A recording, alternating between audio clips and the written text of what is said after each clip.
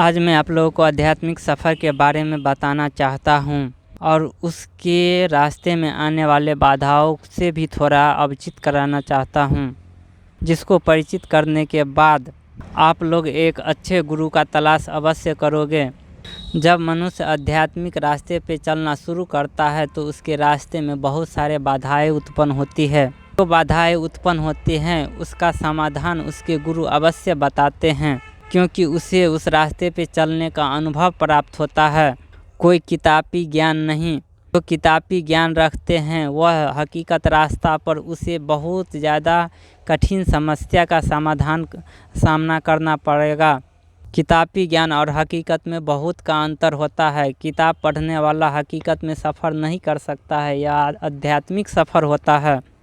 क्या तुमने कभी सोचा है कि जब तुम सपने में होते हो तो जो काम तुम्हारे लिए उचित नहीं होता है वही काम तुम कर लेते हो, क्योंकि तुम्हारे इस मन का आज्ञा वो मन नहीं मानता है, परमात्मा का मन नहीं मानता है। दोनों के बीच में कोई संबंध ही नहीं रहता है। इन दोनों के बीच में संबंध स्थापित करोगे तो तुम सपने को भी कंट्रोल कर सकते हो और न जाने तुम्हें कैसे कैसे सपने आते होंगे और उसमें न चाहते हुए भी कोई काम हो जाता है। इस पे कभी आपने विचार किया है कि हम तो ऐसे काम इस जीवन में कभी नहीं करते, लेकिन सपने में पता नहीं मेरा कंट्रोल ही नहीं था, ये काम ऐसे नहीं हो पाया। जब तुम आध्यात्मिक सफ़र करोगे तब तुम्हारा सबसे पहला बदलाव तुम्हारे सपने में ही होगा। स्वप्न तुम्हारे ही अधीन चलेगा। जैसे तुम सोचोगे वैसे ही स्वप्न आएगा। स्वप्न में तुम कंट्रोल कर पाओगे। जो काम करने वाला नहीं होगा उसे नहीं करोगे, तब तुम समझोगे कि मेरा आध्यात्मिक सफ़र अच्छा है। जो व्यक्ति सपने को कंट्रोल कर लिया तो उसका समझो कि आध्यात्मिक सफ़र बहुत हद तक पूरा हो चुका है। पर सपने को कंट्रोल करना कोई साधारण काम नहीं है, परंतु असंभव भी नहीं है। बहुत ही साधारण काम लगेगा जब तुमको अच्छे आध्यात्मिक गुरु मिल जाएगा तब।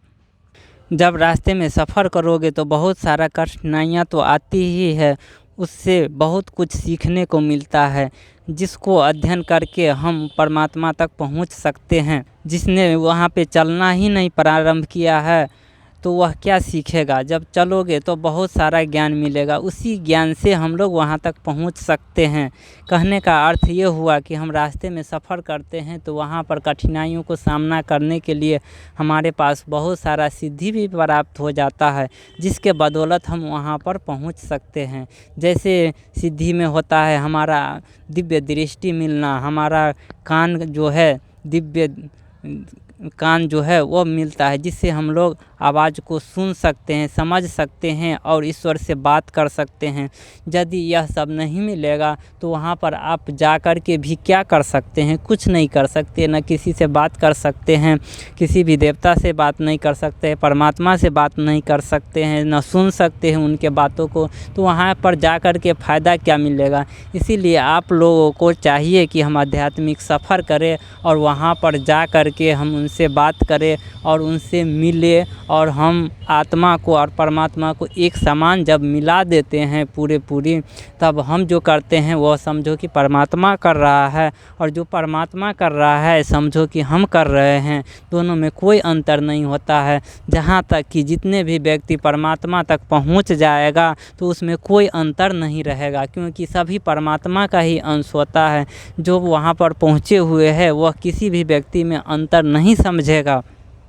पूरा डिटेल और समझाने के लिए बहुत समय का ज़रूरत होता है, इसीलिए मैं छोटा सा वीडियो बनाता हूं, जिससे आप लोग देखें। 20 मिनट का वीडियो बनाऊंगा, आधा घंटा का वीडियो बनाऊंगा तो कोई क्लिक ही नहीं करेगा। इसीलिए मैं छोटा वीडियो बना करके आप लोगों के मन को उत्सुकता को बढ़ाता हूं। उसके बाद मैं एक अच्छा ज्ञान दूंगा जो सबके लिए आवश्यक होगा और सबके लिए ज़रूरी भी है। हमारे चैनल को सब्सक्राइब कीजिए और हमसे संबंध बनाइए और हमारा समर्थन कीजिए। आप लोगों को मैं बहुत ही अच्छा आध्यात्मिक ज्ञान दूंगा।